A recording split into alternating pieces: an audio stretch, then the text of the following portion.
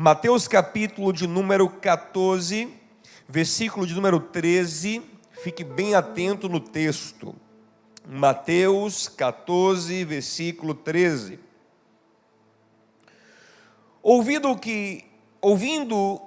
que havia ocorrido, Jesus retirou-se de barco em particular para um lugar deserto. As multidões, ao ouvirem falar disso, saíram das cidades e o seguiram a pé. Quando Jesus saiu do barco e viu tão grande multidão, teve compaixão deles e curou os seus doentes. Ao cair da tarde, os discípulos aproximaram-se dele e disseram: este é um lugar deserto e já está ficando tarde. Manda embora a multidão para que possam ir aos povoados comprar comida. Respondeu Jesus: eles não precisam ir, deem-lhes vocês algo para comer. Eles disseram: tudo o que temos aqui são 5 pães e 2 peixes. Tragam-nos aqui para mim, disse ele. E nós sabemos o que vai acontecer em seguida.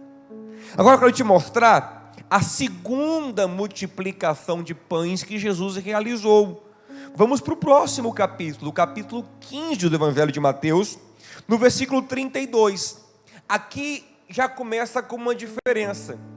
Na primeira multiplicação que nós lemos agora, no capítulo 14, nós vemos que Jesus está ali alongando a sua ministração sobre a multidão, e são os discípulos que encostam nele e dizem: mestre, está tarde, libera o povo, eles estão com fome, para que eles possam ir pelo caminho, pelos povoados e comprar algo para comer. E o Senhor disse: não, deem vocês mesmos de comer a eles. Os discípulos: não temos só 5 pães aqui, 2 peixes. O Senhor traga para cá. E ele fez o milagre. Agora muda um pouco. Agora é Jesus quem vai se preocupar a princípio com a alimentação do povo. Olha aí, 32. Jesus chamou os seus discípulos e disse: tenho compaixão desta multidão. Já faz 3 dias que eles estão comigo e nada têm para comer. Não quero mandá-los embora com fome, porque podem desfalecer no caminho. Será que os discípulos, que agora há pouco viveram uma experiência de multiplicação de comida, ao ouvirem Jesus falar uma segunda vez que não quer despedir a multidão de barriga vazia, vão prontamente se levantar e falar: Jesus, pronto, já sabemos o que é para fazer, já aprendemos com a experiência passada, vamos pegar o pouco pão que nós temos, trazer para o Senhor vai abençoar, colocar em nossas mãos, vamos repartir com o povo e o milagre da multiplicação vai acontecer. Glória a Deus, que bom que já vimos isso antes, e agora nós cremos e temos esperança, temos experiência que fortalece a fé, e a fé sustenta uma esperança de futuro. Que coisa boa, vamos agir. Nada disso, olha o texto. Os seus discípulos responderam: onde poderíamos encontrar neste lugar deserto pão suficiente para alimentar tanta gente? Parece que eles esqueceram da primeira multiplicação. Mas Jesus ainda está muito paciente com eles. Ele pergunta: quantos pães vocês têm? Perguntou Jesus. 7, responderam eles, e alguns peixinhos. Ele ordenou à multidão que se assentasse no chão. Mais uma vez ele multiplicou. Mas agora vai acontecer o episódio que faz Jesus perder um pouco de paciência com os discípulos. Vamos para o próximo capítulo, 16. Observe que é tudo na sequência, 14, 15 e 16. Olha o versículo 5 do capítulo 16, meu amado e minha amada. Indo os discípulos para o outro lado do mar, esqueceram-se de levar pão. Disse-lhe Jesus: estejam atentos e tenham cuidado com o fermento dos fariseus e dos saduceus. Eles discutiam entre si, dizendo: é porque não trouxemos pão. Eles estavam pensando que Jesus estava chateado porque eles não levaram pão. Percebendo a discussão, Disse-lhe Jesus: homens de pequena fé, por que vocês estão discutindo entre si sobre não terem pão? Ainda não compreenderam, não se lembram dos 5 pães para os 5.000 homens, e de quantos cestos vocês recolheram? Nem dos 7 pães para os 4.000, e de quantos cestos vocês recolheram? Como é que vocês não entendem que não era de pão que eu estava falando, mas de terem cuidado com o fermento dos fariseus e saduceus? Então entenderam que não lhes estava dizendo que tomasse cuidado com o fermento de pão, mas com o ensino dos fariseus e dos saduceus. Eu gosto da versão de Marcos dessa passagem, porque ele nos lembra que os discípulos levaram apenas um pão, e estavam preocupados com isso.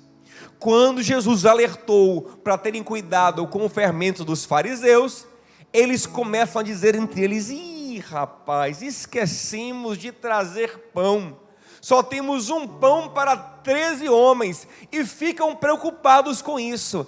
Aí Jesus entra forte e fala: homens de pequena fé, não se lembram que eu com 5 pães alimentei 5.000 homens, e depois com 4 pães alimentei, com 7 pães alimentei 4.000 homens? Como é que eu estaria preocupado para alimentar 13 homens com um pão, se com 5 alimentei 5.000, com 7 alimentei 4.000? Vocês ainda estão pensando que isso é um problema? Vocês não lembram do que eu fiz antes, homens de pequena fé? Vocês não lembram do que eu já fiz? Vocês não lembram do que eu já realizei diante dos olhos de vocês, na vida de vocês, através da vida de vocês? Como vocês podem estar preocupados em alimentar essa turminha pequena, quando vocês viram as minhas mãos e as vossas mãos alimentarem 4, 5.000? Como seria disso que eu estaria? É lógico que eu não estou falando disso mais. A pequena fé de vocês e a preocupação de vocês com o básico da vida impede vocês de compreenderem a revelação profunda que eu quero trazer, o ensino profundo que eu quero ministrar ao coração de vocês. Por quê? Porque vocês são incrédulos. E sabe por que especialmente são incrédulos aqui? Porque a memória de vocês é ruim. Vocês não sabem usar a memória para fortalecer fé e gerar esperança. Uma pergunta que eu te faço hoje, meu irmão: aqueles discípulos tinham esquecido a primeira multiplicação? Tinham esquecido a segunda multiplicação? Não, de forma alguma. Mas como é que agora eles estão preocupados por não ter pão para um grupo tão pequeno, quando eles viram Jesus multiplicar pão para multidões? Eles não esqueceram, mas eles não sabem acessar as suas memórias para gerar fé e esperança no seu coração. Diante da dificuldade, eles embaralham os seus sentimentos e as suas percepções da vida, e não sabem trazer à memória aquilo que dá esperança. Memória fala de passado, esperança fala de futuro. Dá é o presente. Eu trago à memória aquilo que me fundamenta e dá esperança, experiência que gera fundamento, fé, que proporciona esperança, que é futuro. E por que eles não sabem fazer aquilo? Porque são imaturos, porque são meninos na fé. E eu quero te ensinar de uma maneira muito simples como isso pode mudar a sua vida. Você já deve ter ouvido essa frase, essa expressão. Se você é crente de algum tempo, já ouviu com certeza. Eu quero trazer à memória aquilo que me dá esperança. É Lamentações 3:21. Só que ouça uma coisa: muitas pessoas citam esse texto não por mal, muito bem intencionadas, mas de uma maneira equivocada. Falam como se fosse assim: olha, eu só quero trazer à memória o que me dá esperança. Usam esse advérbio só ou somente, como quem diz, a minha memória é seletiva. Eu esqueço das coisas ruins da minha vida e só lembro das coisas boas, do que me faz bem. Mas não é isso que o texto está nos ensinando, até porque esse tipo de memória seletiva que apaga as coisas ruins é uma memória alienante da realidade. É uma memória infantil, medrosa, imatura, limitada, pobre. Não é isso. Eu vou te mostrar rapidinho aqui o que é que o texto de fato está nos dizendo quando Jeremias, que é o autor de Lamentações, nos diz: quero trazer à memória aquilo que me dá esperança. Olha como está o coração de Jeremias. Olha se ele sofre algum tipo de amnésia de coisa ruim. De forma alguma. O capítulo começa assim, ó. Lamentações 3. Eu sou o homem que viu a aflição pela vara do furor de Deus. Aqui é uma memória de coisas ruins.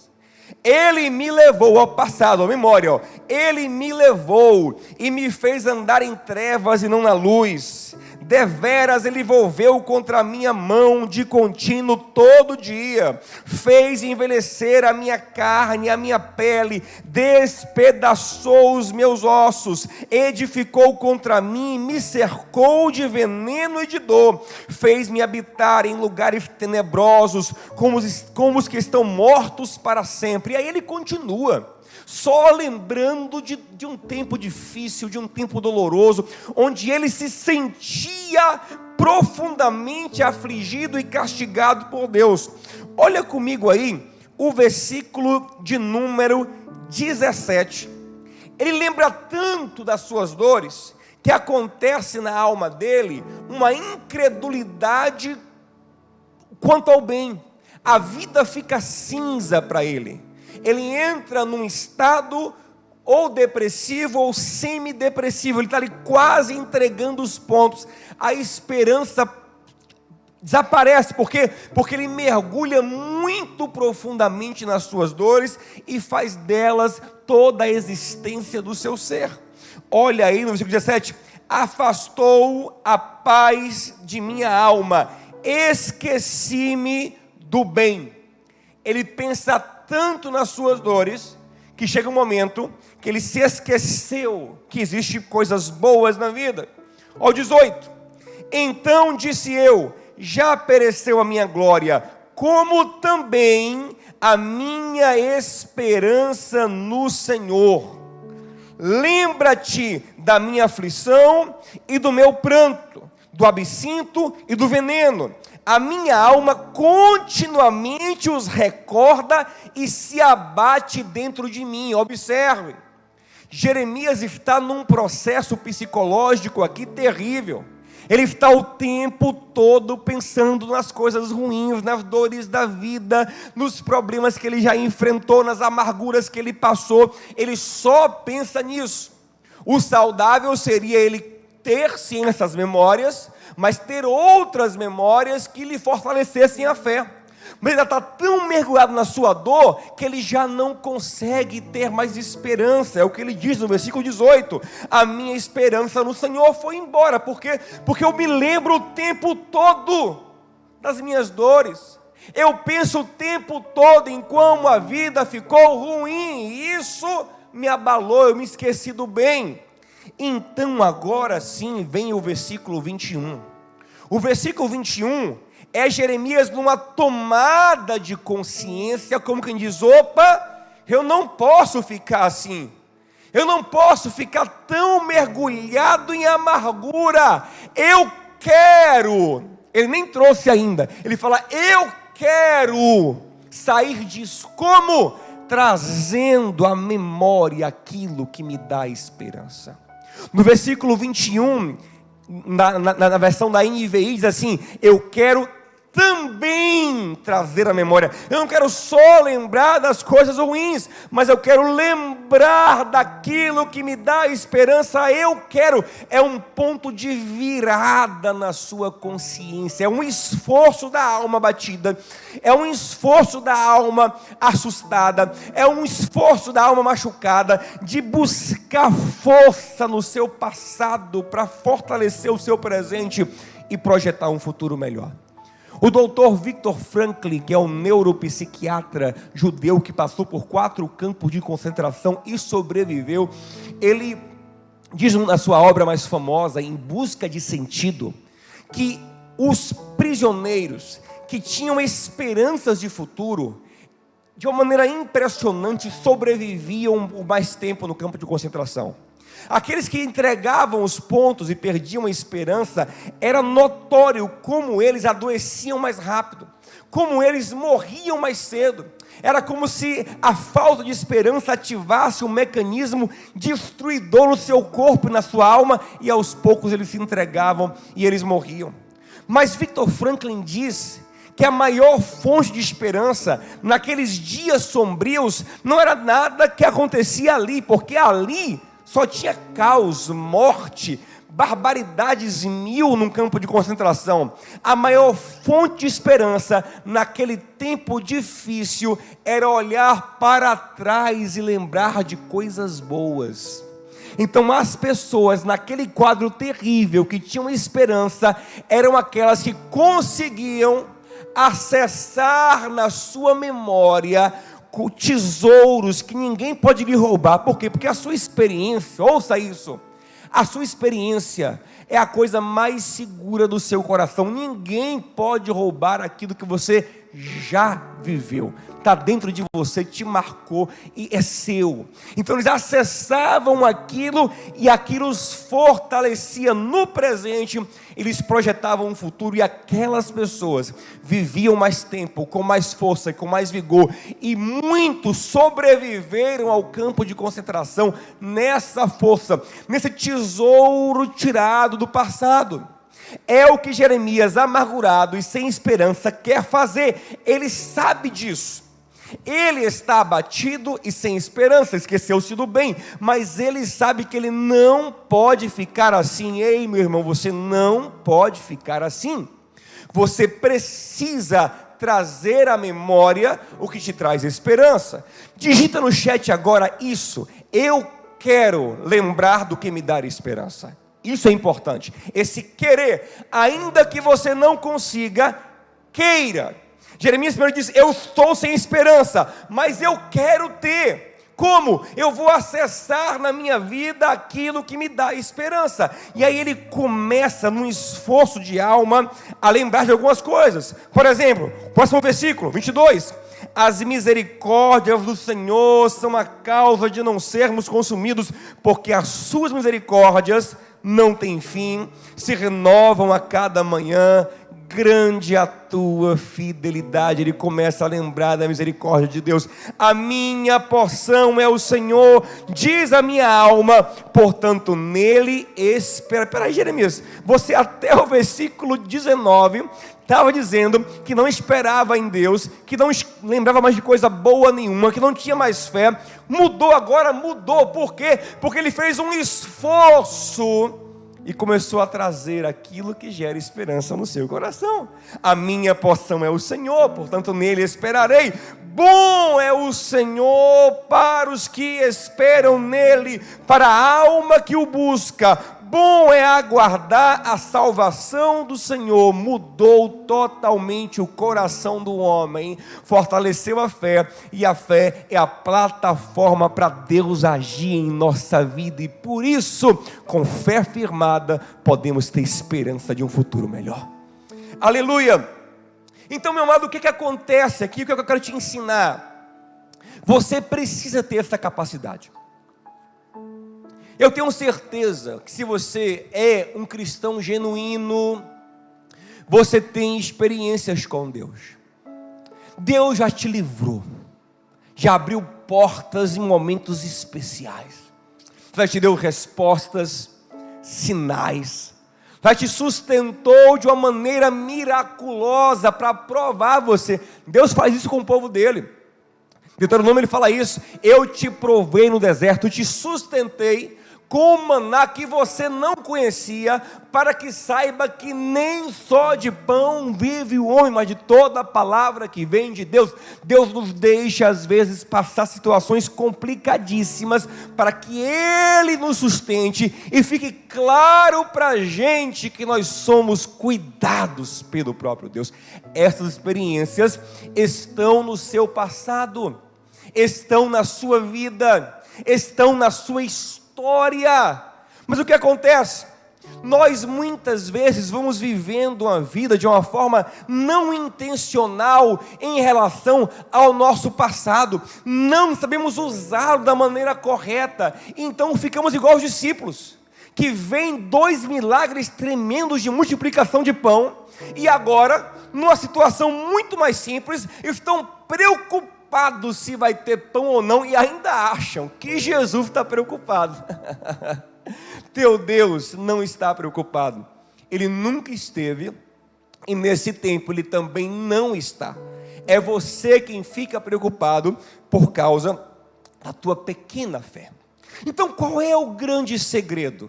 Está em toda a Bíblia, em todo o tempo, desde Gênesis até Apocalipse. Em todo o tempo, Deus vai gerando para nós memoriais.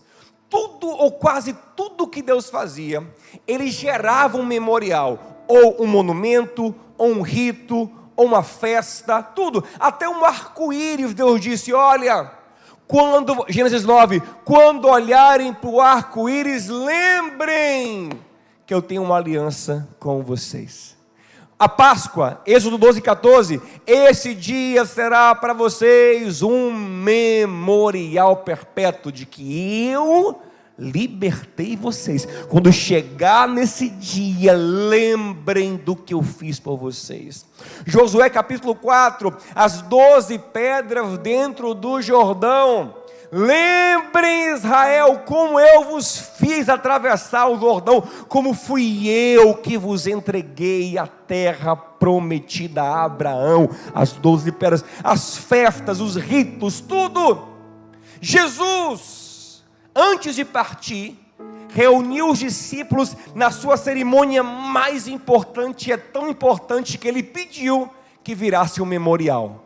Ele colocou os discípulos numa mesa, pegou o pão, e segundo o apóstolo Paulo, ele disse: esse pão, esse cálice, são agora memoriais, bebam e comam em memória de mim. 1 Coríntios 11, 25, comam e bebam em minha memória. Versículo 26, porque quando comerem e beberem desse cálice, vocês anunciam a morte, o passado que já foi consumado na cruz, até que ele venha. Vocês lembram do passado, fundamentam o presente e projetam o futuro, que eu prometo que será de vitória. Eu vou vir. Mas para conseguir enxergar esse futuro, olhem para o passado. E para ajudar a olhar o passado, vocês têm que ter um memorial. É isso que eu vim te ensinar hoje. A vida do crente, aleluia, não é uma vida alienada, como quem esquece das coisas ruins, como quem tem uma memória seletiva, pobre e imatura, não, como quem é um bobão, ou como quem tem um pensamento positivo em tudo e não vê o mal em lugar nenhum, não.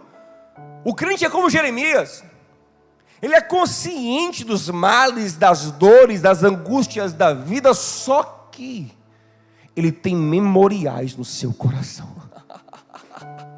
E quando ele pega esse memorial, aquilo fundamenta a sua fé. Isso lá em casa, meu irmão, é prática diária. Quase todo dia eu e Tainã nos lembramos de coisas que Deus fez. Esses dias, eu fui num lugar, quando eu cheguei nesse lugar, eu lembrei de uma história maravilhosa que nós vivemos. De um dia que a minha fé balançou muito. A minha fé balançou, eu achei que não ia acontecer aquilo que Deus disse que iria acontecer. Eu achei que não ia acontecer, queria desistir, queria parar. E aí eu fui com Tainã nesse lugar. Quando cheguei lá, eu fiquei triste e ela me animou na fé. E ela disse: não, vai sim, Deus cuidou até aqui, Ele vai cuidar depois.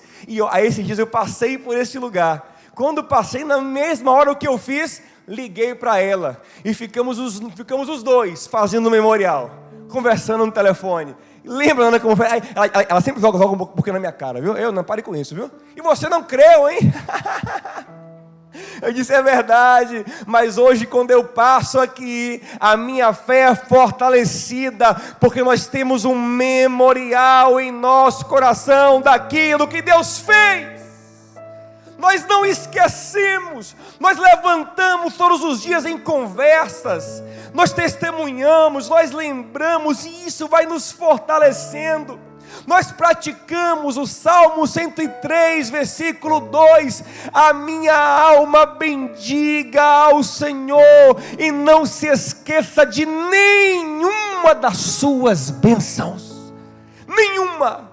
Eu não quero esquecer de nenhuma, porque cada bênção é um fundamento para uma bênção nova. Se eu esquecer uma bênção naquela área que eu já fui abençoado, eu posso não ter fé amanhã para ser abençoado de novo. Por isso, eu quero que a minha alma se encha de memoriais. Sabe o que eu faço? Eu abro um bloquinho de notas no meu computador e vou escrevendo tudo que Deus faz na minha vida. E de vez em quando eu revisito aquilo, eu olho de novo. Meu irmão, é uma bomba de fé no meu coração.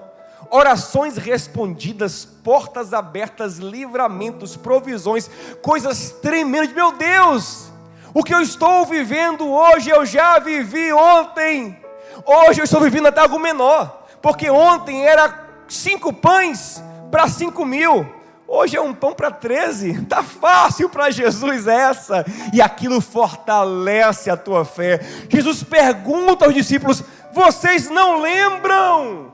Não é que eles esqueceram, é que eles não têm altares, não têm memoriais ao Senhor no coração. Eles não compreendem a importância de estar o tempo todo olhando para o passado e glorificando e testemunhando. Essa deve ser uma prática da sua alma, meu irmão, porque quando aquilo que já está consumado se consuma como uma realidade na tua alma, meu amigo, você tem força para tudo.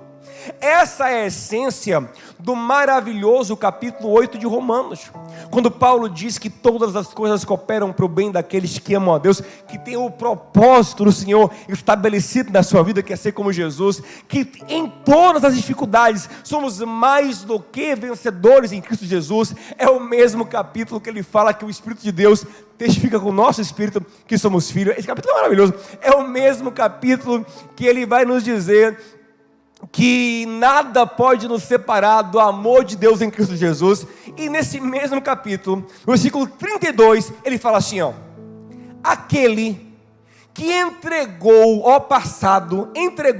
o próprio Filho para nós, não nos dará junto com ele e de graça todas as coisas?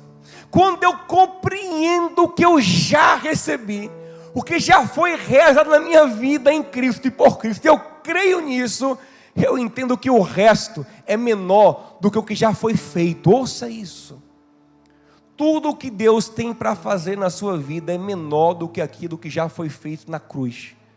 E quando eu entendo esse Deus que já realizou, que já consumou, que já me entregou o tesouro de ser filho, eu olho para o passado, eu me entendo como alguém realizado, como alguém abençoado, como alguém escolhido, como alguém amado, e o meu futuro é tranquilizado na esperança de que aquele que deu o Filho, como Paulo disse, me dará todas as coisas necessárias para a minha vida, cuidará de mim em todos os detalhes, porque o mais importante Ele já deu, Ele já provou o seu amor no passado, o que fundamenta a minha alma em fé no presente e projeta um futuro de alguém amado, de alguém querido pelo Pai.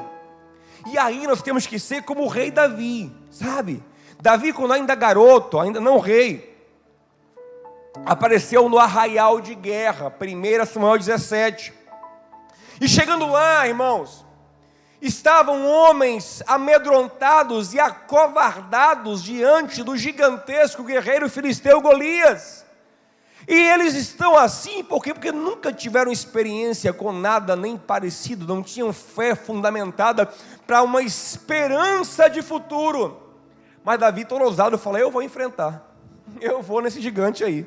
Leva um garoto para o rei Saul. O rei olha para o menino e fala: menino, você vai? Não vai não, menino, você não tem experiência. É o que o rei fala: você é um garoto. O guerreiro filisteu, ele é soldado valente desde jovem, você é só um menino. E aí Davi fala: rei, você olha aqui para o meu exterior, mas você não sabe do que está construído aqui dentro, do memorial que eu tenho aqui dentro. Eu já enfrentei leão, eu já enfrentei urso. Aí Davi diz: o mesmo Deus que estava comigo no leão, o mesmo Deus que estava comigo no urso, eu tenho as memórias vivas dele comigo. Eu lembro, rei, do dia que eu agarrei o leão. Ele conta detalhes: o leão pegou a ovelha e eu fui atrás do leão e agarrei ele. O urso apareceu e eu fui atrás do urso. Ele lembra, está vivo, está fresco na memória dele. Ele fala: aquele mesmo Deus que estava lá, um Deus que não muda, um Deus onde não há sombra de mudança e nem de variação, um Jesus Cristo que é o mesmo ontem, hoje, eternamente. Hebreus 13:8. Esse mesmo Deus que estava comigo ontem, rei, Ele está comigo hoje. Então eu posso enfrentar o gigante. Eu tenho esperança de vitória. Por quê? Porque eu tenho memórias vívidas daquilo que o Senhor fez na minha vida. Eu sei o que Ele fez e eu não vou esquecer jamais. Eu vou me fundamentar no que Deus já fez. E hoje, meu amado irmão, minha amada irmã, a minha palavra para você é essa hoje. Cadê a memória do que Deus já fez na sua vida? Cadê o borbulhar das multiplicações que Ele já realizou? Cadê o exaltar das bênçãos que Ele já deu? Cadê o gritar dos ursos e leões que Ele já derrotou na sua vida? Gente, sabe por quê? Eu às vezes pareço até, não sei, eu me preocupo em parecer, na verdade, nesse tempo, um tanto que tranquilo demais, um tanto que pacificado demais. É porque, sinceramente, é um tempo difícil, é um tempo diferente, é um tempo assustador, é um gigante, mas sinceramente, quando eu olho para a minha história, eu já vi urso e leão com a cara muito mais feia do que esse gigante desse tempo. E essas memórias estão fresquinhas no meu coração. Já foi o tempo que eu tinha medo dessas caras feias. Por quê? Porque eu já tive antes e as experiências estão vívidas. Os altares, os memoriais daquilo que já está consumado, eles pulsam em mim. Eu chego no barco, eu sou aquele, para a glória de Deus, que chegaria naquele barco e dizia: ei, gente, espera aí, vocês estão preocupados? Nós temos o quê? Um pão para 13? Vocês estão preocupados? Vocês não lembram que com 7 alimentamos 4.000 e com 5.000? Para com isso. Se teve um pão para 1.000, quanto mais um para 13, para com isso, gente, vamos confiar. É o mesmo Jesus, é o mesmo Deus que nos livrou e que nos abençoou. Escreva no chat aí: é o mesmo Deus. É o mesmo Deus de ontem que me livrou, que me socorreu, que me salvou, que me libertou, que me deu alegria, que me deu força, que me curou, que me sustentou até aqui. Esse mesmo Deus está na minha vida. Mas talvez você seja uma pessoa que não tem experiências com o Senhor. Eu tenho uma palavra para você também. Se você não tem experiências com o Senhor, eu quero te dizer, como o salmista disse: prove e veja que o Senhor é bom, e que feliz é o homem, a mulher também, que nele confia. Você só vai começar a ter experiências quando começar a buscá-las. Quando der o passo inicial da fé e se lançar nas mãos de Deus. Mas pastor, eu tenho receio de tentar caminhar pela fé, porque eu nunca caminhei, mas quem nunca tentar, nunca vai provar, prove. Quando nós estamos receosos com alguma coisa que nós nunca vivemos antes, o que a gente faz? Nós buscamos ouvir a experiência de outras pessoas. A gente começa a perguntar, como é que é? Me explica, fala para mim.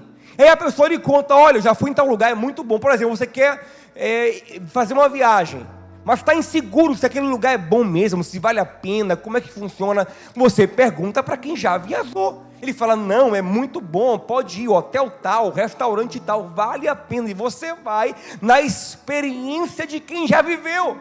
E depois você volta com a sua própria experiência, sua convicção e suas esperanças sobre o futuro, a partir da sua própria vivência. Mas até então, você vai na experiência dos outros. E ouça, meu irmão, eu quero que você acredite no que eu estou te falando. Eu não quero te colocar numa furada, pelo contrário. Se eu lhe ensinar uma coisa aqui que não funcionar, você amanhã vai deixar de acompanhar aqui, de buscar conosco ao Senhor. Eu não quero isso, eu quero que você se enche de Deus. Então ouça isso. Eu quero te dizer que esse Deus é maravilhoso. Eu quero te falar que esse Deus responde oração. Eu quero te falar que esse Deus, Ele intervém em nossa vida para o nosso bem. Eu quero te falar que Ele é pastor, Ele é amor, Ele é gracioso demais. Então vem, começa a colocar as suas orações diante do altar, começa a dar passos de fé, que são passos de obediência a Deus, começa a viver pelo Espírito, viver pela fé, viver por aquilo que você crê que é a vontade do Senhor, aquilo que está revelado na palavra. Começa a caminhar e você vai ver o que vai acontecer. Vai ser igualzinho a mulher samaritana no poço de Jacó, João capítulo 4. Primeiro ela teve uma experiência com Jesus, voltou para o povo de Samaria e falou, gente, conheci um homem que revelou minha vida toda. Aí o povo foi conhecer Jesus, conheceram Jesus, depois disseram para ela, olha, agora nós cremos nele, não pelo que você falou, mas porque nós o ouvimos, nós tivemos uma experiência com Ele, e assim vai ser na sua vida em breve. Se você acreditar e buscar e se lançar nessa vida espiritual, você em breve vai ter experiências para contar. Esse tempo que nós estamos vivendo é um tempo tão propício para isso, tão propício para vivermos milagres, para experimentarmos o sobrenatural, provisões que você nem imagina, portas que você nem imagina, coisas novas que Deus vai fazer brotar. Eu tenho tanto testemunho desse tempo já, meu irmão, tanta coisa nesse tempo, que já são experiências que irão me fundamentar para o futuro, o que me faz sonhar cada vez mais alto, o que me faz caminhar com cada vez mais ousadia, são experiências que eu já estou tendo nesse tempo, e outras que eu tive no passado. Peça ao Senhor, diga, Senhor, eu não quero apenas um conhecimento teórico, eu quero provar, porque nessa prova é que a minha fé se fortalece. Hebreus 11:1, a fé é o firme fundamento daquilo que se espera, como eu falei, fundamento da esperança, mas é a prova, é a experiência com o invisível, mas que é tão real nas nossas vidas. E aí você vai ser como Jó. Jó era um homem que estava lá de boa na vida dele, todo abençoado por Deus. Ele tinha lá um conhecimento teórico do Senhor, mas que não fundamentava a fé, porque ele não tinha experiência. Aí ele passa vendavais. Nesses vendavais ele começa a compreender, discernir o que é Deus, o que não é Deus. Ele decide, mesmo sem experiências, Jó decide confiar em Deus. Isso é tremendo. Aleluia. Ouça isso. Mesmo que você agora não consiga achar nada no seu passado, como Jó, decida confiar em Deus. Só decide, eu vou confiar. Ainda que ele me mate, eu espero nele. Eu sei que o meu Redentor vive, eu confio nele. Os textos temos, Jó conhecia a Deus e ouvi falar.